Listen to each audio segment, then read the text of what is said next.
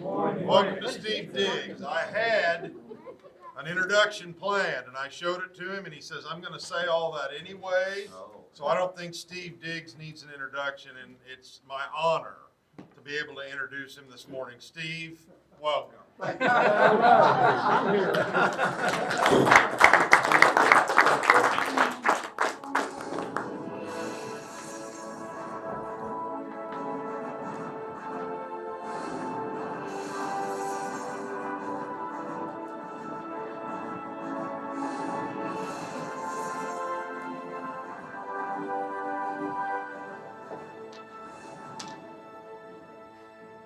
I thought I'd show you my new fancy schmancy opening on this thing.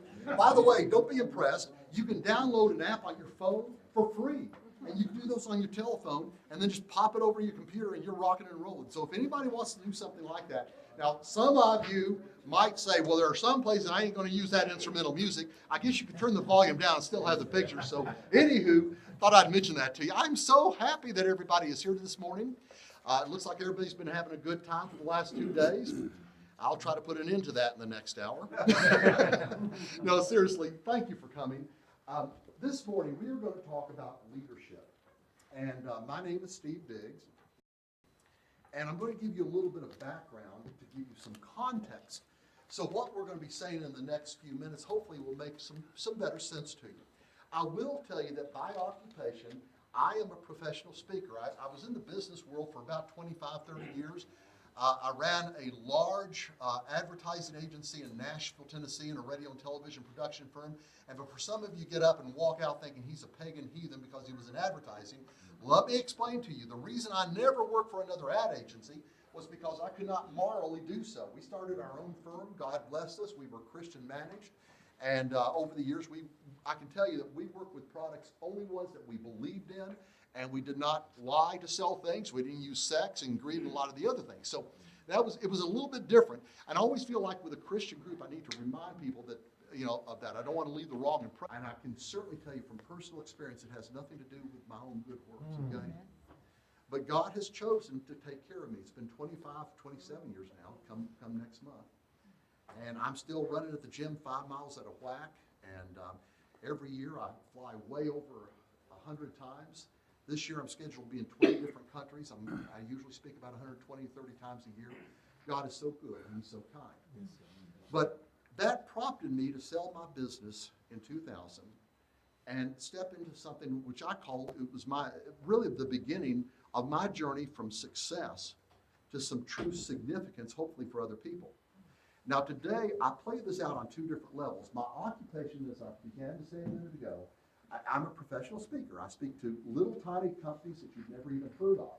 And I speak to companies like Walmart, McDonald's, and Hilton, and FedEx, companies like this, teaching leadership concepts. That is what I do for a living. However, my avocation and what I do with real gusto is what we're doing right now. I am also a staff minister at the Antioch Church of Christ in Nashville. Been on staff there since 2000. And we went to church, we started going to church there before the kids were hatched, back in 1977. And so I'm still on staff at the Antioch Church. I'm old-fashioned about this. Let me just tell you, I don't have a lot of patience for these lone wolf ministers that are running around with no accountability and no authority. I just like to have an elder oversight. So my shepherds oversee my ministry as I go to churches. And in this capacity, I go to churches on about 30, 40 times a year, something like that, and where I'm teaching three stories or 3 seminars, whatever you want to call these. One, of course, is the No Debt, No Sweat Christian Money Management Seminar. How many of you have I been to your churches? Some of you? A few of you. We've done that seminar about 530 or 40 times now around the country, and it's where we're helping God's children learn how to use God's money God's way. 70% of all Americans, Christians included, are struggling with their money. Gallup research says this is the leading cause of divorce. 57% of divorces say that money is the number 1 problem. So this is where we're teaching people how to give more, how to get their hearts right with God, how to get ready for a dignified retirement, get out of debt, and get over some of this ministry.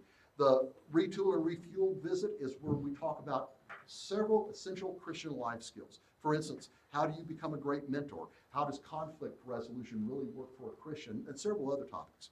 The other thing that we do is the Leadership Summit. Now, those of you that have been in this class before, and some of you, I've probably been to your churches, I do the Leadership Summit all around the country at churches as well. What we're going to do today, though, is a little bit different. We've done the Leadership Summit here in the past. I didn't want to repeat material.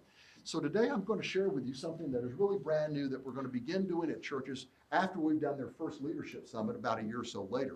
And this is what I'm calling Leadership Summit 2.0, okay? So that's a little bit of the background on this. And this is what we're going to kind of get into this morning as we talk a little bit further. Now, let me ask you a fast question before we get started here.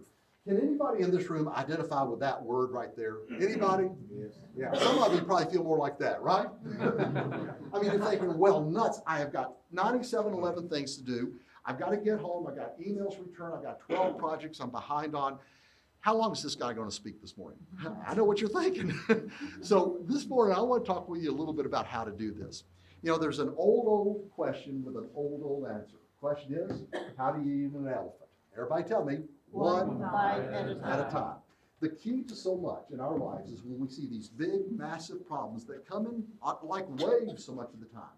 Some of them are tsunamis. We look at these and we say, how in the world can I deal with this problem? How can I overcome this? The trick to everything, in my experience anyways, is to take these big issues and break them down to their smallest, most component parts, and learn the strategies that are necessary to deal with these. So as I began years ago doing leadership training, come on in everybody, I guess we've got some chairs. There's one here, there's some, Matt, can you get a couple of those blue chairs in the corner pulled out maybe? What was I saying? Was anybody here listening to me? Break it down to Breaking it down to the smallest, most component part. This is what I call pachyderm pizza. It's the idea of taking that big elephant that we're going to try to deal with and break it down to its smallest, most component parts. So this morning, in these two visits that we're going to have, I want to talk with you a little bit about how to do this. I want to give you some specific concepts on leadership that I hope you'll find helpful. And by the way, I do not expect any one of you in this room to take all 12 of these thought sparklers that I want to share with you back home and start using them. But I do hope that everyone in this room will find 3 or 4, maybe 5 of these, and take good notes if you please will. 4 or 5 of these things that you think, wow, this would be applicable to my life and what I'm doing, and I can further God's work. I can speak better for God if I do this. So we have a big ball of wax this morning we're going to be looking at, okay? We're going to be talking about enthusiastic team building. No church can survive without serious team building within that church. I'm going to talk to you a little bit about that. I want to talk to you a little bit about energized leadership and effective goal keeping. Now, you'll notice I'm using the word here, goal keeping, rather than goal setting. Everybody you hear from talks about how to set a goal. Folks, setting a goal is not hard to do. Can we agree? I mean, we all set goals. Some of you made a bunch of New Year resolutions, right? And then you treated them like they were a to-do list for the first week of January, right? You know, I like what the late Coach Bear Bryant used to say. He used to say, the trouble with the road to success is that it's filled with way too many parking places. And it really is. It's easy to set goals. Keeping them is another thing. So what I'd like to do is I'd like to share some thoughts on these 3 concepts that are vital. Listen carefully. These are vital to any church that is going to successfully deal with the tough culture that we're living in today. On that point, in order to kind of make some sort of a synergistic approach, pulling all of this together, the leadership, the goal keeping, the team building, I want to put them all together under one broad heading of branding. How many of you in here are familiar with that word, branding? Okay. Branding is, we hear about it a lot these days, but it is a phrase that comes from the advertising world. Let me give you a real fast definition of branding, because all 3 of these concepts, team building, leadership, and goal keeping, fall under this if you think about it correctly. Branding, according to the dictionary, is the process of creating a unique image for a product in the consumer's mind, mainly through advertising campaigns with a consistent theme.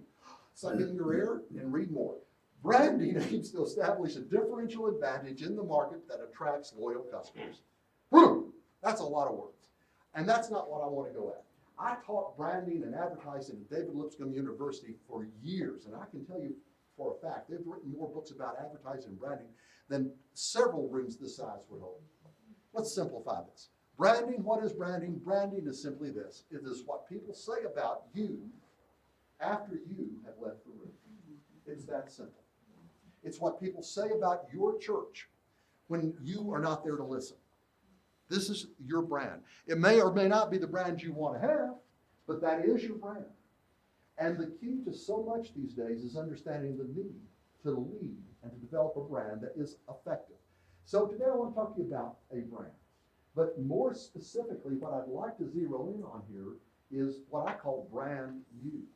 There is a crying need for every one of us in this room to understand that we have to build our own brand. In other words, we have to come to any team, whether you're part of an eldership, whether you're part of a ministry team, whether you're just simply part of a family, you have to come to every team that you're on with a brand. This is a specific set of skill sets that you have, that you've developed, that you can come and share this with. I was doing this seminar a ways back for some really great, godly kids, college kids. And one of the guys came up afterwards and said, Steve, do you think it's really right for Christians to be focused on themselves and building their own brand? And I thought, what a wonderful question. And how badly I must have done not to have explained it better. Because this is not about you, okay? Let's get really clear about this. None of this is about me. It's about Jesus, and it's about sharing him with others. But I'm suggesting that to do this effectively, we need to be the most credible people in the room. We need to be the people who know how to deal with tough situations. Now, if you've been to one of our leadership summits, we have talked about so much of this already. We've talked about the 9 systems of a healthy church. We've talked about how to find your church's sweet spot. We've talked about dealing with stumbling blocks and grumbling blocks within a church. We talked about a lot of that stuff in the leadership summit initially. Well, right now, I want to kind of get a little bit more surgical. Now, sometimes people will say to me, they'll say, well, Steve, are you telling me that I'm supposed to go out there and try to sell myself like a tube of toothpaste? And the simple answer is sort of, yeah. Because in America today, the average individual is being exposed to something on the order of about 2,000 advertising messages in every 24-hour cycle.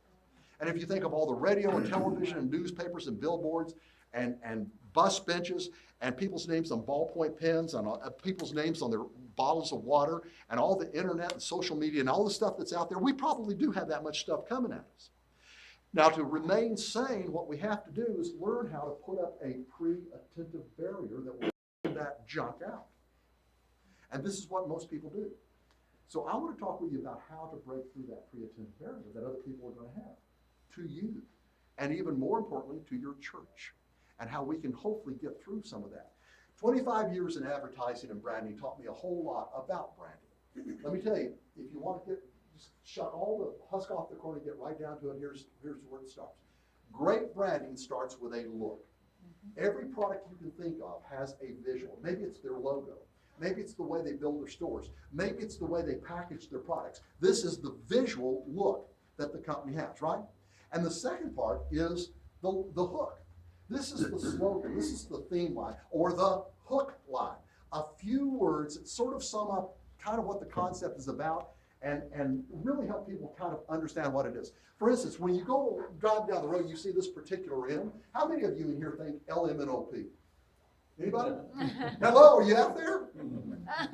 What do we think of? Yeah, McDonald's. Sir? Golden Arch. Well, yeah, the Golden Arch is McDonald's, sure. It's one of the 3 or 4 best known logos on the planet. So what is McDonald's hook line? Right now, their hook line is, I'm loving it. Well, what does that mean? Well, it can mean what it needs to mean to the individual. If you're a mom, you're driving through traffic, you've got 4 crumb crunchers in the back, and you're rushing to get to a soccer game, and they're hungry, you go through the drive-in at McDonald's, get a bag of burgers, throw it back there and keep driving, you're loving it. It's 10 o'clock at night. Your wife is out of town. You're bored. You go down to McDonald's, get a cup of Joe, sit there and do some people watching. You're loving it, okay? How about this one right here? And by the way, I am no fan of this company. Let me be totally clear about this, okay? But they have done a great job with their branding. Does anybody know whose bullseye this happens? Target. Yeah. Well, what about it? You see, when a company does their branding in a very effective way, then suddenly we begin to do a lot of the work for them. For instance, let me show you something. This is a gift card from some store. Does anybody have any guess what store this is from? Target. Well, how do you, I mean, their name's not on the front. Let me check the back. No, their name's not on the back of the card either. So how do you know that that's a Target card? The logo. It's the logo. It's that look. Absolutely.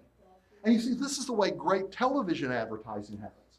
You normally start with a 30-second commercial, and you run it and run it until everybody gets familiar with it. And then you whack it down to a 10-second commercial. Why do you do that? You do that because 10-second commercials only cost 50% as much to run as the 30s do. But do you know what happens? You run that 10-second commercial, and people play back in their brains all of the thoughts and points from the 30-second commercial that they're so familiar with. This is the way great branding happens. There's an insurance company out there. They say, hey, we're like a good neighbor. Does anybody know who that is? State Farm. There's another insurance company out there. We're the Good Hands people. Does anybody know who that is? Allstate. Yeah. Of course, you miss a couple of those payments, and those Good Hands open up, and you go right through. But that's another thing. This is their brand. So today I want to talk with you a little bit about the ultimate brand. I want to talk to you again about how to build brand you. I want to give you some specific concepts and ideas on this. But before I do that, I need to share with you sort of 3 fast disclaimers here, okay? Number 1, I am going to be going real fast today. You probably noticed that I run at about 800 words a minute with gusts up to 1,000. I still can't say everything I've got to say, so I'm going to be going real fast. You're going to feel like you've been drinking out of a fire hydrant by the time this morning's done. Number 2, this is not a Bible study in the classic sense, folks. Okay, let's be clear about that. I am not here this morning to teach Bible. I love to preach. When I go to churches and do a seminar, I usually preach Sunday morning. I've taken all the upper level courses. I've done all that good stuff, and I'm all for it. Right now, I'm trying to give you some utilitarian concepts that will help you present the message of Christ, okay?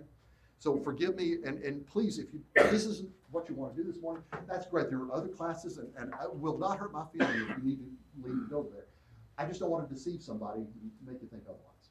And number 3, we have got to get back to understanding, if we're going to understand the points that I'm going to share with you, we've got to understand the difference between the message and the method. Now, I have talked to some of you about this in the past, and I talk about this in great detail, actually, in the original Leadership Summit. I'm not going to go into great depth on this right now, but I do want to remind everybody that if we do not understand the difference between the message and the method, we're going to always be in trouble, okay? Now, what am I talking about here? Well, the message is 2,000-year-old Orthodox Christianity, and it ain't never going to change.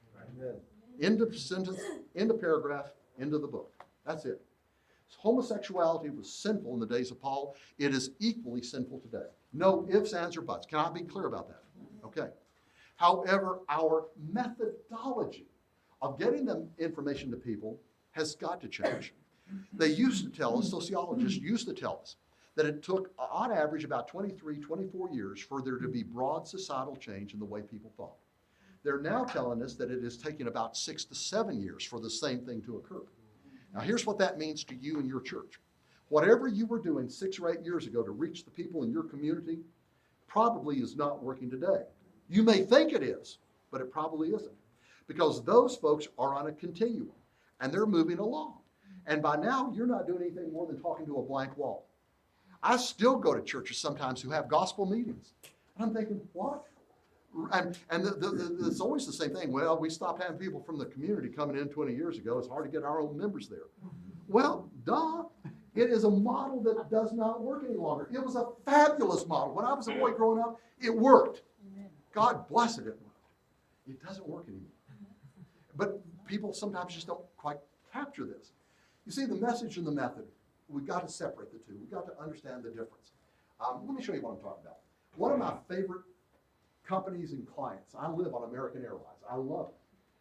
However, over the years, they were born in 1934.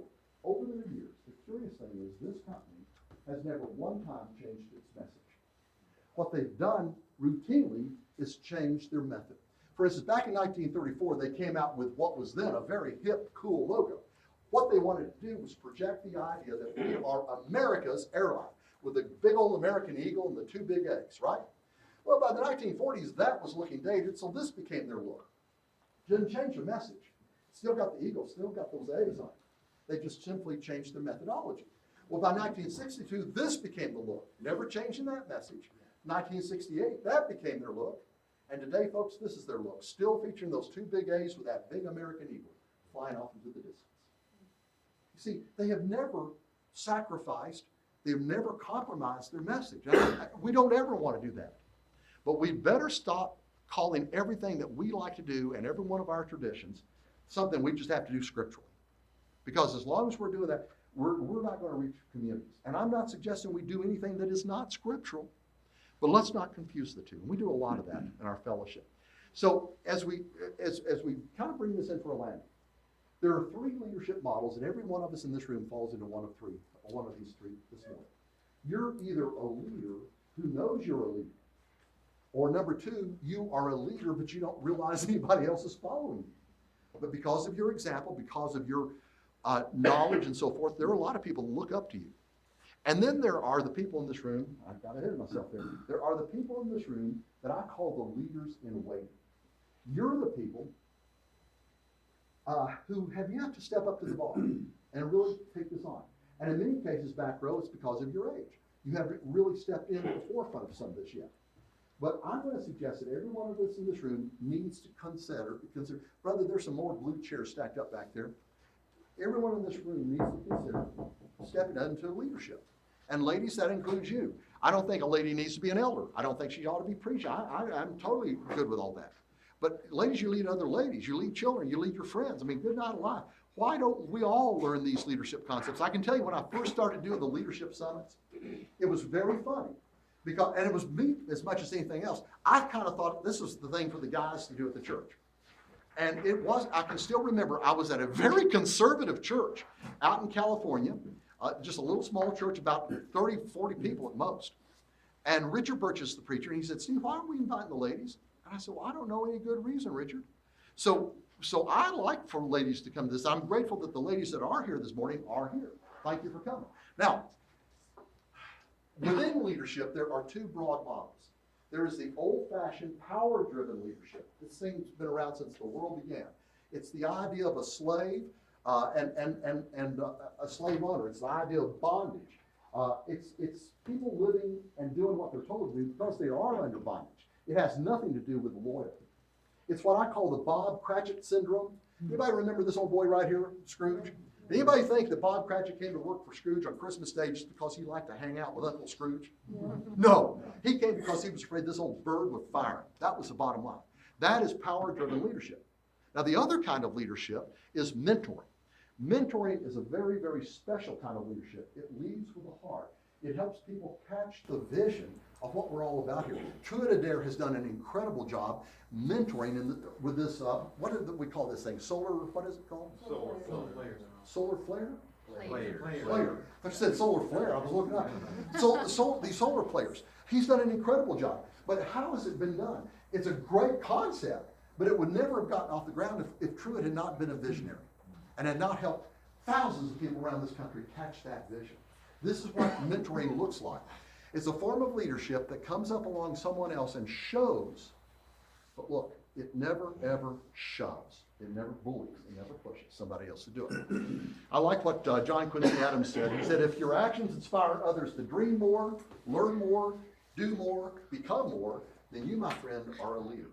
And I suspect that if he were living today, he might say, if your actions inspire others to dream more, learn more, do more, and become more, then you, my friend, are a mentor. That is what mentoring is really all about. Okay? So, to illustrate this just a little touch further, this is one of the best examples I know of. I want to tell you a story about the most famous person that you've never heard of. Okay? This person was born in 1916. He was born upstate New York. He was the only child in the family. His parents were good people, but his father's business had gotten into trouble, so they ended up spending most of his childhood moving around, looking for work. His name is David Dortort. During those years, David fell in love with the American West. He became a student of the American West, of the pioneers. And he began to realize that the West was a fascinating story. And it was not the way it was being reported in the movies of the day. These were always showing off gunslingers and immoral people and all this carrying on. David knew better. He knew that a lot of the people who moved westward were family people. Many of them were Christians, taking the Christian message with them. So David decided to do a television program. Now, I need to give you a little bit of background here. By the 1950s, David was, of course, a grown man, and he'd become a well-known producer in Hollywood. He was well known for producing some of those cowboy shows I was just talking about.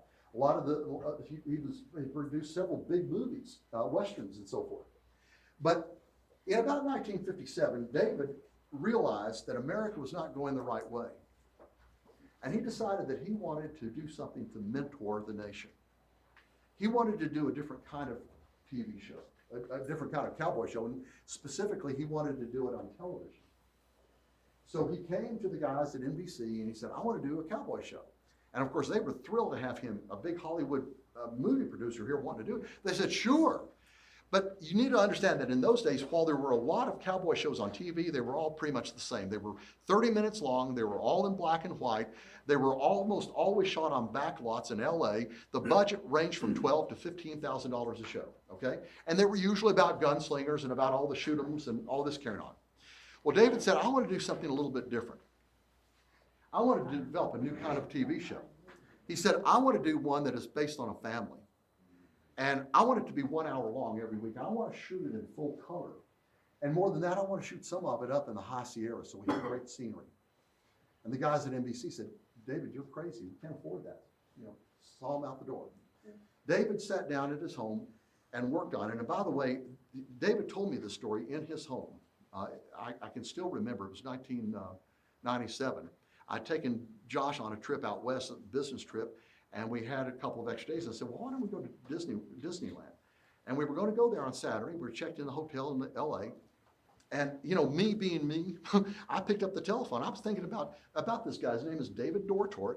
And I was wondering, is David Dortort maybe still alive? And I started looking through the book. LA, there's no David Dortort. Bel Air, Beverly Hills, no David Dortort. But I got to Bel Air, and right there under the D's was David Dortort. So again, me being me, I just picked up the telephone and I called the number. This lady answered. I said, Mrs. Dortort? And she said, yes. I said, Miss Dortort, if your husband is who I think he is, he's my hero. Did your husband create a television show called Bonanza? She said, well, yes, he did. Would you like to speak with him? Yeah! A minute later, Dave Dortort was on the phone with me. And we just really hit it off. He said, Steve, why don't you and Josh come on over to the house?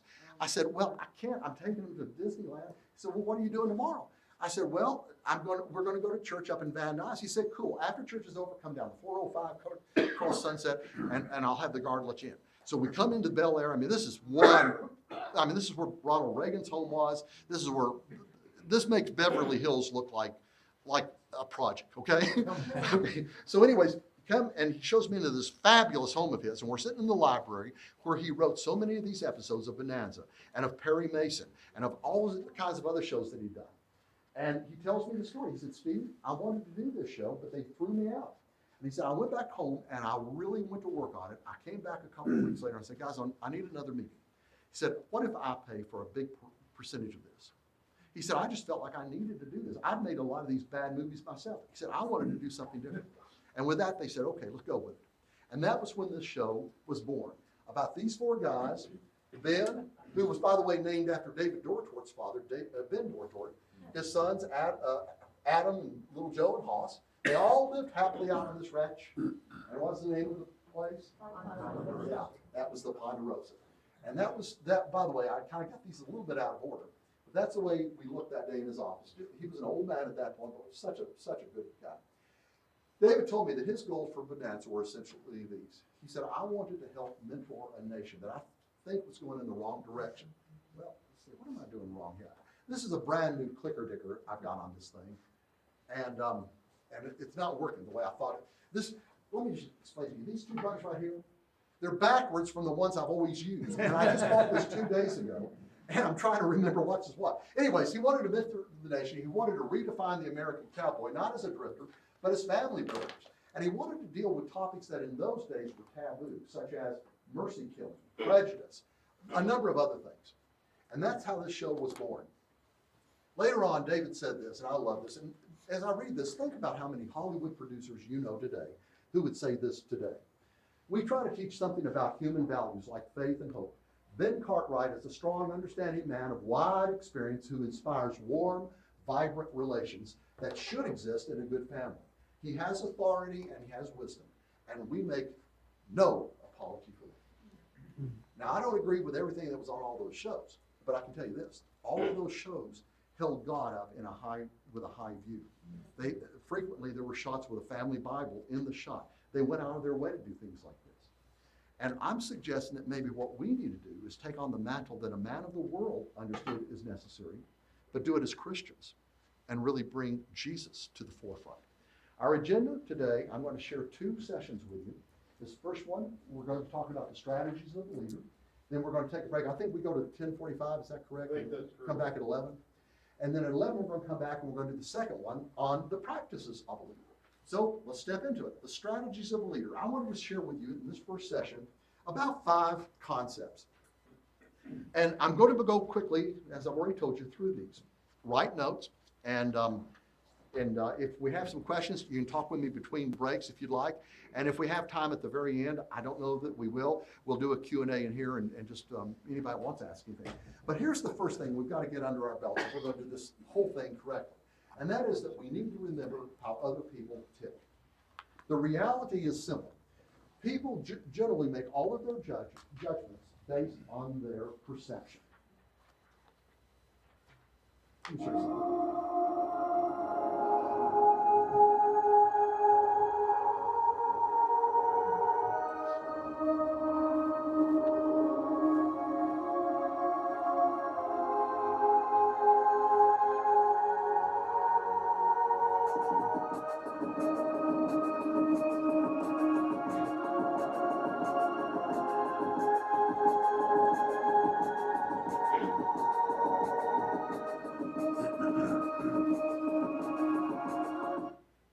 Now, did you see what you saw?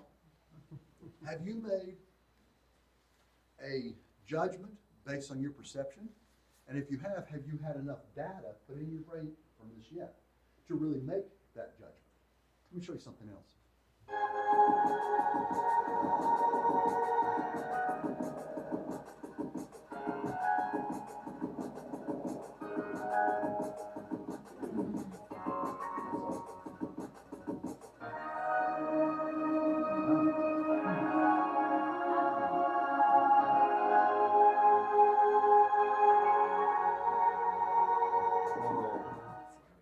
So, here are the facts, folks. A person's perception is their reality. But perception is not necessarily reality. And here's the point. Successful leaders and great teams get this. Be very, very slow to make a judgment. Be extremely slow to make a judgment. And be open to other people's thinking until you have come down with enough data to make a valid decision. First responsibility of good branding, and I can also say the first responsibility of great leadership, is to define reality.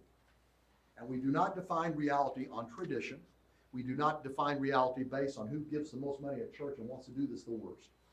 We define reality based on what the scriptures really say, not what we've cut and pasted a few scriptures together to try to make a point on, but instead what is the thrust of the scripture and how do we communicate that effectively. Here's the second thought sparkler, or I'm going to call these touch points. You see, in advertising, we talk about having touch points. I might walk up to somebody in the hallway when I ran my agency and say, how many touch points are we going to have this week for client ABC? And that person could have pulled up the screen and said, well, okay, the average person in the target market will see 4 television commercials, they'll hear 3 radio commercials, they'll see 2 billboards. We're going to have about 9 touch points this week. Well, these are, in a way, 12 touch points on how to do this branding thing correctly. Here's the second one. We need to take what I call the BO approach. And I know what a bunch of you are already thinking. It is not that kind of BO. I came up with this term back when I was teaching college advertising to get the kids to pay attention to me. What is BO? It's simply this. BO means that we are going to become determined to live a benefit-oriented existence. Now, this isn't something I really wish I had to say to Christians, but it is sometimes very essential because we get so focused on the process that we really get away from the purpose. And folks, everything we need to do, everything we do, we need to make sure is done on a benefit-oriented level. Great advertisers know this, and failed advertisers do not know this. Let me show you what I'm talking about. I want to share with you a billboard here that is a terrible billboard. I'm not even going to tell you where it's at. It's on some interstate in these United States. I've done what I can to cover identities on it. I don't want to embarrass anybody. But this is a terrible billboard because it is not benefit oriented. It is a brag billboard for the person who put it up. Watch this. You know this billboard. Here's this doctor with his picture up here with his 3 assistants. His name, of course, is at the very top. List of what he specializes in, phone number. His other business, another logo, all these pictures, another phone number. By the way, you will all be thrilled to know that they are open on Saturdays. Another list of things. And along the bottom here is the locator line. Folks, this doc has everything on here except for the family poodle. And you know what? Nobody ever sees it. They're flying to work in the morning, fighting with their spouse, worried about their kids, scared to losing their jobs. And they don't see this. Now, the doc, I'm sure he drives past it and he likes to see his face on a 48-foot billboard. But this billboard does not really bring benefit to people in a way that they can really understand it. On the other hand, when a really, really, really great company comes up with a great new product, they make sure that they present the benefits properly. A few years ago, Coca-Cola came out with a brand new product. They said that it tastes just like Classic Coke, but it had 0 calories. Anybody know what I'm talking about? Coke Zero. This is one of the billboards they introduced that with. Tastes so much like Coke, we should sue ourselves. You know, 9 words, kind of funny. But I want you to see what really you're looking at here. You're seeing a promise and you're seeing a solution. 2 words. The promise, like Coke. This thing tastes just like Coke. Solution, Coke Zero. And I'm sure they photoshopped the picture of that can to make sure that we see the word zero over everything else. Like Coke, 0 calories. And you know what? It was benefit oriented. It gave a benefit to a big segment of the market that wanted this particular benefit. And this became one of the most successful product launches of the decade. Now, why do we have to be stupid Christians? I mean, people in the world are doing this all the time for one reason, and that's to improve their bottom lines. Nothing necessarily wrong with it. But Christians, we have the most important message on the planet. Why don't we care enough to learn some of these principles and do this kind of thing ourselves? Third concept I want to share with you here is that we need to play to our strengths. Now, we've all heard that a million times. How many of us do that? You know, we're living in a world today where everybody says, oh, play to your passions. What's your passion? Go for your passion. I have heard that so many times, and I speak to so many millennials. I'm the father of 4 great millennials. Our son is a preacher at the Clear Creek Church of Christ in Chattanooga. It's about a 1,000-member church, and he's senior minister there. I baptized that kid when he was when he was 7 years old. I've never baptized anybody that young before. But he never looked back. He's got an IQ of about 147, and he's a whole lot smarter than I am, and he's my hero. I've got 3 daughters. 2 of them were educators until they became mamas. They realized that was a more important job. But one of those girls has opened up an online business, and she's making more than her husband is right there and staying home with the kids. And I've got another daughter just got married. Her name is Mary, and she's a nurse. They're great kids. And unlike a lot of people my age who think that about the only thing that the millennials have come out with is the selfie stick, you know, I've seen a lot of good from these kids. But there is a problem. There are a lot of problems. And one of them is that though this generation, I keep calling them kids. I apologize. I should never do that because some of these kids are almost 40 years old now, okay? They were born from about 1980 following. But the thing is, they have been told most of their lives, you know, you're special. Go for your passion. Always go for your passion. You know, anybody in the room here that would stop long enough and think about that would realize that is idiot advice. I mean, it really is. I mean, how many dads on Friday night when their daughter's going out on a date say, hey, baby, have a lot of fun tonight. Play out to all your passions. What? I mean, and if we play to our passions with our eating, we're going to look like, you know, walking rates. If we play to our passions with our spending, we're not going to have any money left. So why do we tell people to play to their passions with their life choices? I mean, really. See, here's what I think. I believe that instead of playing to our passions, we play to our strengths. Stop playing to your passions because it is a formula for failure. And instead, play to your strengths. And then here's the key. Make your strengths your passions. That's the trick to everything. You can't succeed in anything with a church or anything else unless you've got a lot of passion. But if you're a church in a rural community and you don't have anybody in that church that has ever had a medical degree, nobody that's ever been a nurse, you're probably not wise to try to open up a medical help center. You know, really? I'm just saying. You play to your strengths. If you're in a rural community, I was just at a church recently, I loved it. See, it wasn't that rural of a community, but the youth minister, and by the way, about youth ministers, they're either incredible, best people on the planet, they're working 70-hour weeks, or they're not worth the gunpowder to take to shoot. I'm just simply telling you. They're both extremes. But this youth minister was out of this world. And no, he wasn't bragging about this. Somebody else told me that this guy has started a community garden. And all the kids worked together on this. They had Bible studies while they were doing it. And then they bring their friends, they grow all these vegetables. Then they would take the stuff they grew and give it to the needy. I mean, you talk about a cool concept. Now, again, the Manhattan Church of Christ ain't going to do that, okay? Manhattan, New York, not Kansas. You know, because they can't. We've got to play to our strengths. All right. You know, a lot of smart people in the advertising world, they know this. I mean, Walmart gets this, right? Has anybody ever seen a Walmart commercial where somebody comes on TV and says, "Hi, I'm from Walmart. We are selling America's finest jewelry. Come on down and buy yourself a wristwatch." Really? No.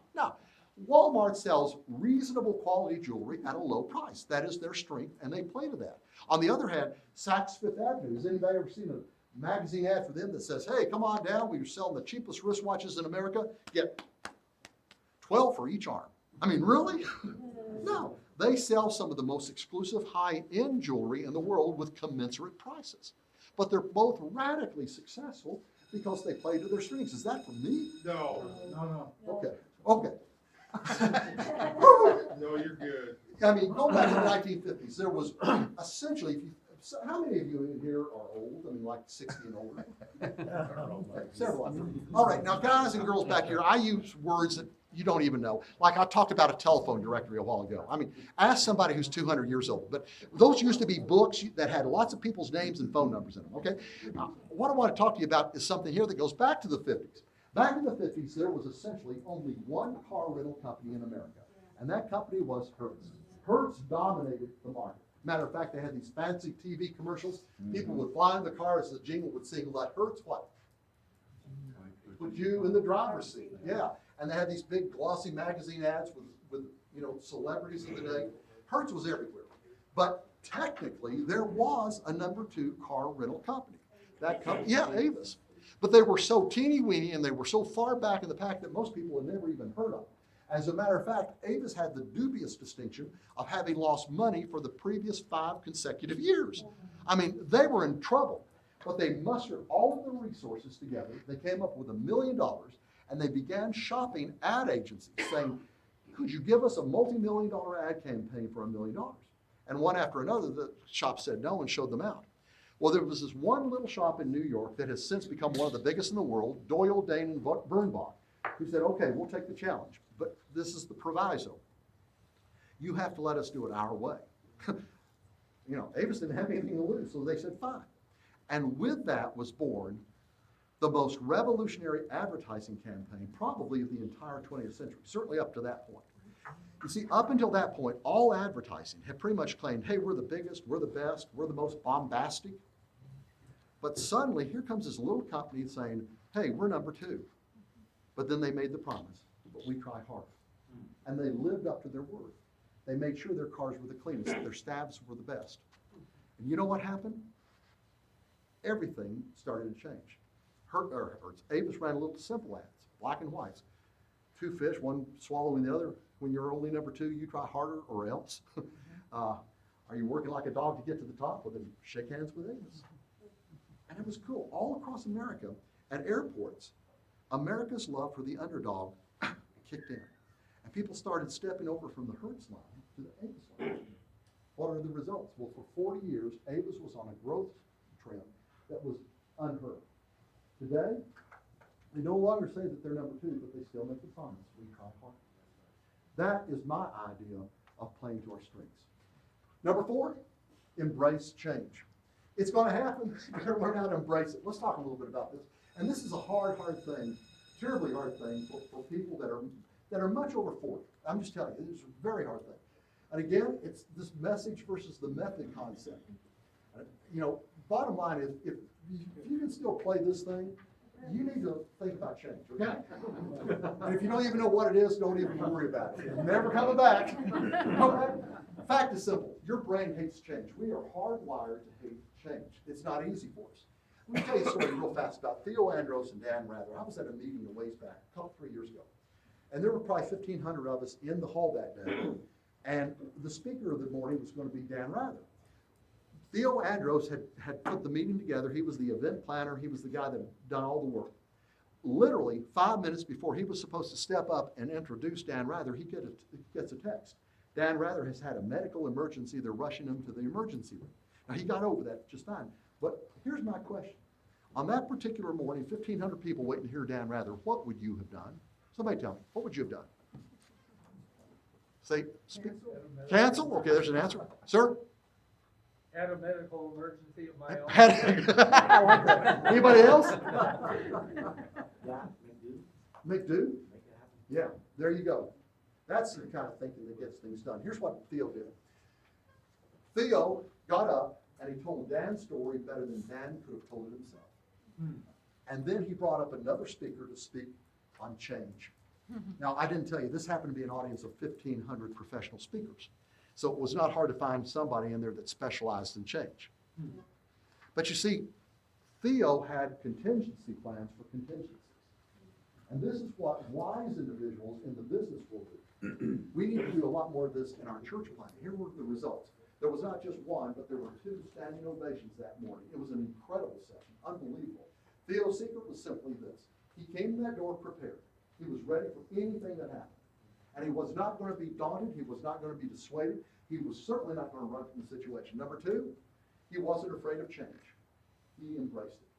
You know, when I teach on conflict resolution, I tell people that the key to a lot of it is to learn to like conflict. If you want to have less conflict, sometimes it's best to have more conflict. In other words, deal with the things that are in front of you and get them behind. And it's one of those things people say, I don't like conflict. Well, sometimes we need to learn to like things we haven't liked. I'm still working on coffee. But you know, when you learn the skill sets you need to deal with conflict, you suddenly kind of enjoy a conflict because you know kind of how to manage it. Well, it's the same thing here. Change is the same way. If you get to the point where you understand how change is going to happen and you're prepared for it, you kind of halfway look forward to those opportunities. The facts are these. Change is inevitable. It's going to happen, right? And number 2, change is usually unpredictable. So we need to get that under our belt. Here's what we have to remember. If there is not a pit in your stomach, then you are not changing. And if you're not changing, you are not, and your church is not growing. The unrealized path to winning, accept the fact, change is going to happen, determined to do it faster than anyone else. If you're the last church in the community that brings in something innovative that is a real draw to people, then don't be surprised if it doesn't work. And again, let's remember how selfish we've been in our generation, people my age and older. We did it pretty much the way we wanted to do it when we were younger. It was what fit our culture. Why are we standing up as gates, you know, and as walls to keep younger people from doing other things? There's nothing wrong with it, but we sometimes claim there is. There's nothing wrong with it because it just really, I'm not comfortable with it. Or I can come in and butcher up a couple of Bible passages and make a case against it. But at the same moment, I'm closing the door to people younger people who might be coming to Christ. Number 5, it's the fear factor. So much of the time, we don't do what we want to do because we're afraid to do it. Number 1 reason for failure, the absolute number 1 reason for failure is fear. That's why people and organizations fail. They're afraid to step into the deep water. What will somebody say? Will this person keep coming? Or are they going to leave? Are they going to take their money? I mean, that's the conversation. And I have worked literally hundreds of elderships around this country. I've probably been in more churches of Christ than anybody you'll ever meet. At least 700 or 800 different ones. Okay? So here's the question. What are you afraid of today? You know, there are a lot of phobias out there in the medical books. I'm not sure if I buy into all these, but they're in the books. Obviophobia. Does anybody know what that is? Zombie. Huh? That's the fear of flying, yes. Fear of doing what I do all the time. What about this one right here? Glossophobia. Language. You're close. It's the fear of doing what we're doing right now, me standing up and speaking to you. One study shows that about 40% of Americans are more fearful of having to get up in front of an audience like this and speaking than they are of their own death. I like what Jerry Seinfeld said when he heard that. He said, well, based on that, means that the average funeral, the guy doing the eulogy, would rather be the guy in the box. How about this one? Chlorophobia. Does anybody know what that is? It's fear of clowns. Here's another one. Blinophobia. Can't watch Nick and have this problem. It's the fear of slime. How about this one? Androphobia. It's the fear of men. And sometimes for good reason. Okay, ablutophobia. This is the fear of having to take a bath. Now, there are a lot of phobias out there, a lot of fears. So the question is, what are we afraid of? Let me give you 3 reasons that we get fearful about things. Psychologists tell us that the biggest reason, or well, not the biggest, but one of the 3 biggest, is negative imagination. It's the ability, especially that smart people have, to come up with all kinds of alternative outcomes. And then they tend to make those very negative outcomes. This is not real. It's shadow play, but it slows us down. Second one is the fear of the fear itself. There was a study done a ways back, not too far back. A group of parachuters. They put heart monitors on them from the time they suited up in the morning, and from the time they started putting on their morning clothes, they were their heart rate was beginning to go up. When they got on the airplane, it continued to go up. When the airplane finally got to flight level, about where they were going to jump out, their heart rates were way up. When they opened the door, their heart rates shot to just off the charts. But do you know what happened when they stepped out the door? Their heart rates went down. You see, they were afraid of the fear. It wasn't the actual activity. So how do we deal with this? I like what Darren Hardy says. Start the process. Do the first 20 seconds. In other words, there are phone calls that you don't want to have to make. There are people at your church that you don't want to have to deal with. There are problems that you don't want to have to really grapple with. Go ahead and do the first 20 seconds. Pick up the telephone. Dial the number. Let it ring for 20 seconds or until somebody answers. Then if you don't want to go any further, just excuse yourself and hang up. Try it. Just step into things. A lot of times, once we get off the block, suddenly the things that have been so frightening to us, they're not anymore. We're right in the middle of it, and it's not half as bad as we thought it was going to be. The antidote for performance anxiety is to become service-focused. I know that depression is a real thing, and many people need to be medicated and get good counseling. I get that. But let me tell you something. A lot of depression comes because we're so self-focused. I'm always thinking about Steve. It's all about me. You know, one of the best things that I've ever learned to do when I get depressed is to go down to some hospital, park my car, walk down the hallways until I find some people who look like they're lonely. And just walk in and talk with them. If they'll let me, I pray with them. Get off yourself. You know, Terry Paulson says this, you are here to serve, you are not here to shine. And I just really love that. I think that's fundamental. Jesus talked about this. Treat other people like you want to be treated yourself. Again, the fact is we all have butterflies in our stomach, don't we? It's okay. We're going to always have fears. The trick is to manage those fears. Make those butterflies fly in formation. Okay?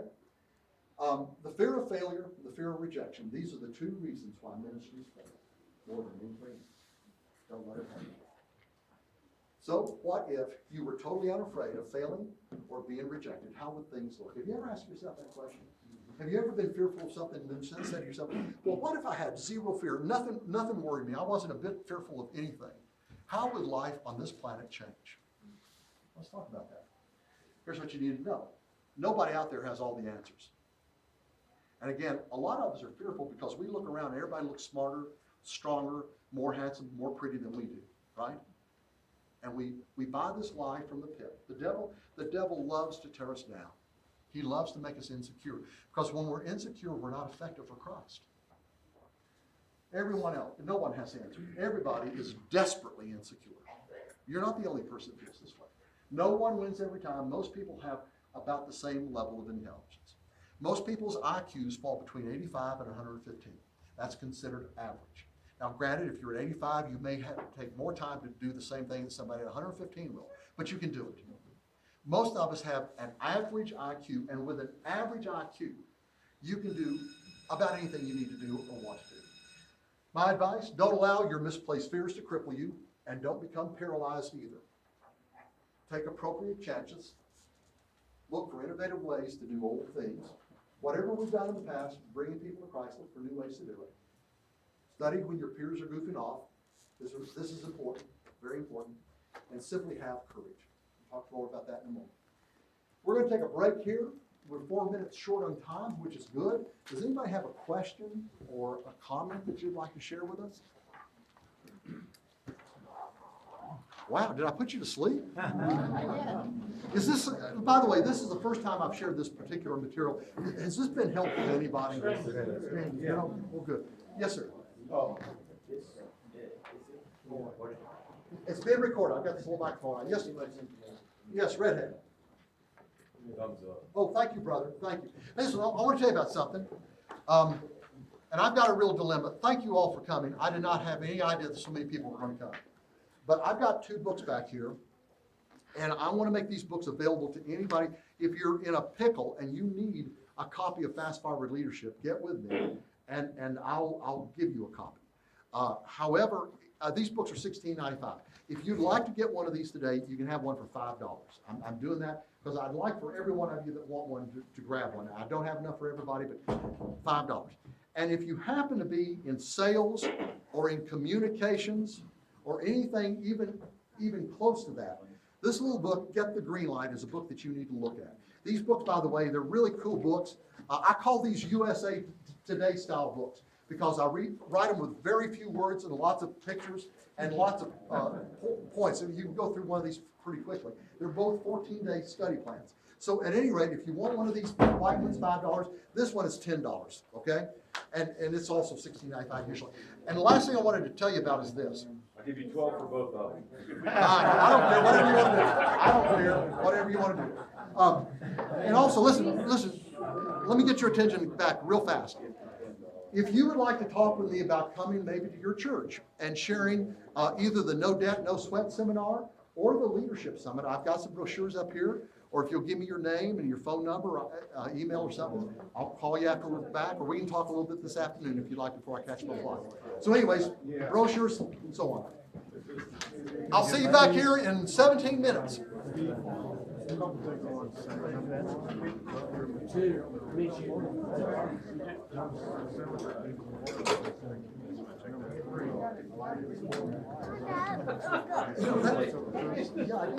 Simple Trees is, I know that company very well. And this is the same sort of thing.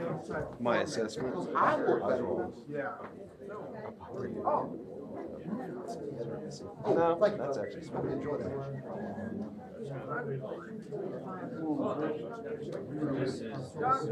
are you doing right now?